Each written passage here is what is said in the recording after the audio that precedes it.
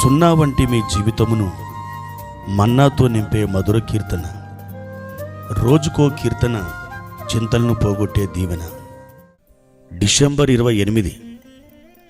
నేటి మన ధ్యాన భాగము 147వ కీర్తన 12 నుండి 20 వచనం వరకు.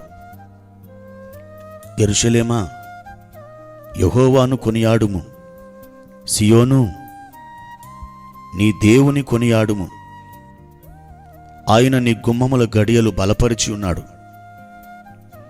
నీ మధ్యను నీ పిల్లలను ఆశీర్వదించి ఉన్నాడు. నీ సరిహద్దులలో సమాధానం కలుగజేయవాడు ఆయనే. మంచి గోధుమలతో నిన్ను తృప్తిపరచువాడు ఆయనే. భూమికి ఆజ్ఞనిచ్చువాడు ఆయనే. ఆయన వాక్యం బహు వేగముగా పరిగెత్తును. గొర్రెబొచ్చు వంటి హిమము కురిపించువాడు ఆయనే. బూడిద వంటి మంచు కణములు చల్లువాడు ఆయనే. ముక్క ముక్కలుగా వడగండ్లు విసరువాడు ఆయనే. ఆయన పుట్టించు చలికి ఎవరు నిలవగలరు? ఆయన ఆజ్ఞ ఇయ్యగా అవన్నీ కరిగిపోవును. ఆయన తన గాలి విసరజేయగా నీళ్లు ప్రవహించును. ఆయన తన వాక్యం యాకోబునకు తెలియజేసెను. తన కట్టడలను, తన న్యాయవిధులను ఇశ్రాయేలునకు తెలియజేసెను. ఏ జనమునకు ఆయన ఇలాగు చేసి ఉండలేదు. ఆయన న్యాయవిధులు వారికి తెలియకే ఉన్నవి. యెహోవాను స్తుతించుడి. ప్రియమైన దేవుని బిడ్డలారా, ఈ ఉదయకాల సమయంలో ప్రభు మిమ్మల్ని బలపరిచి ఆశీర్వదించునుగాక. ఆయన పరలోకపు సన్నిధి మీకు ఈ దినమంతా తోడుగా ఉంచునుగాక. పాత నిబంధనలో ఇశ్రాయేలు ప్రజలు ఎంత గొప్ప ధన్యత గలవారు అని వారు గ్రహించారో లేదో అని నేను ఆశ్చర్యానికి గురవుతుంటాను. నేటి వాక్య భాగంలో కీర్తనకారుడు ఇదే విషయాన్ని తెలియజేస్తున్నాడు. దేవుడు వారి కొరకు చేసిన క్రియలను బట్టి వారు ఆయనను స్తుతించాలని అతడు వారికి చెబుతున్నాడు. 13వ వచనంలో ఆయన నీ గుమ్మముల గడియలు బలపరిచి ఉన్నాడు, నీ మధ్యను నీ పిల్లలను ఆశీర్వదించి ఉన్నాడు అని కీర్తనకారుడు చెబుతున్నాడు. వారి పొలిమేరలలో ఆయన వారికి సమాధానం కలగజేశాడు. ఆయన వారికి ఆహారం ఇచ్చాడు. ఆయన వారికి తన వాక్యమును అనగా తన ధర్మశాస్త్రాన్ని దయచేశాడు. ఆయన వారికి భూభాగాన్నిచ్చాడు. ఏ జనమునకు ఆయన ఇలాగు చేసి ఉండలేదు. ఆయన న్యాయవిధులు వారికి తెలియకయే ఉన్నవి అని 20వ వచనంలో కీర్తనకారుడు చెబుతున్నాడు. దేవుడు ఇశ్రాయేలు ప్రజలకు విలువైన ధననిధి అను తన వాక్యాన్నిచ్చాడు. దేవుని వాక్యమును గూర్చి కీర్తనకారుడు ఏమని చెబుతున్నాడో గమనించండి. దేవుని వాక్యం పరుగెత్తును అని 15వ వచనం చెబుతుంది. భూమికి ఆజ్ఞనిచ్చువాడు ఆయనే. ఆయన వాక్యము బహు వేగముగా పరుగెత్తును అని 15వ వచనంలో కీర్తనకారుడు చెబుతున్నాడు.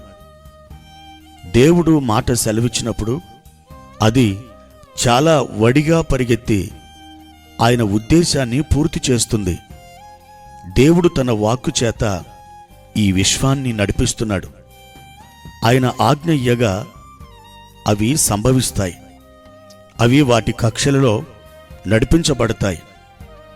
దేవుని వాక్యము వస్తువులను కరిగిపోజేస్తుంది. 18వ వచనంలో ఆయన ఆజ్ఞ ఇయ్యగా అవన్నీ కరిగిపోవును అని రాయబడి ఉంది. దేవుని వాక్యం కఠిన హృదయాలను కూడా కరిగిస్తుంది. అనివార్య పరిస్థితులను మీరు ఎదుర్కొంటున్నారా ప్రియులారా? దేవుని వాక్యం ఎలాంటి ఇనప గడియలనైనను గోడలనైనను తెరిచి మీకు మార్గాన్ని సుగమము చేస్తుంది. చివరిగా దేవుని వాక్యం మనల్ని ఆశీర్వదిస్తుంది. 19-20 వచనాలలో ఆయన తన వాక్యము యాకోబునకు తెలియజేసెను.